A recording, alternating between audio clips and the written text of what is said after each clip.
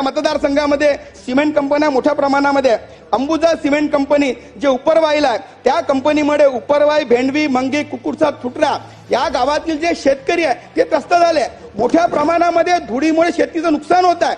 लोक त्यांना वारंवार मागणी करतात, परंतु मी आपल्याला सांगतो किसन मुसळे नावाची व्यक्ती आहे, एक उदाहरण म्हणून आपल्याला सांगतो की त्या व्यक्तीला 2017 पासून अंबुजा कंपनीने अजूनही पिकाची नुकसान भरपाई दिली नाही। अशी अनेक उदाहरणं आहे, पण मी या ठिकाणी सभागृहामध्ये उदाहरणार्थ नाव सांगितलं।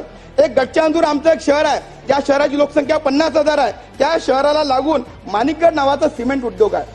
तो सिमेंट उद्योग अगदी गावामध्ये आहे आणि त्या सिमेंट उद्योगाच्या धुळीचा त्रास हा पूर्ण गडचांदूर वासियांना भोगावा लागत आहे। आणि अनेकदा गडचांदूर वासीय जनतेने अनेकदा मोर्चे काढले, परंतु त्या ठिकाणी प्रदूषण मात्र अजूनही त्या ठिकाणी कमी केलं नाही।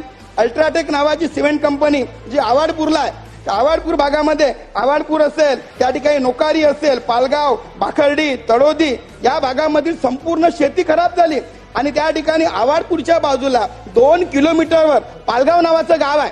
त्या पालगाववरून त्यांची माईन्स नोकारी लागून आहे, पण अजूनही त्या गावाला जायसाठी साधा रस्ता सुद्धा अल्ट्राटेक प्रशासनाने बनवून दिला नाही। म्हणजे एकीकडे आमच्या जमिनी घ्यायच्या, आमच्या शेतकऱ्याला त्या ठिकाणी जमिनीपासून वंचित ठेवायचं आणि जी काही शेती असते ती सुद्धा शेती प्रदूषणामुळे पूर्णपणे खराब करण्याचं काम या ठिकाणी कंपनी व्यवस्थापन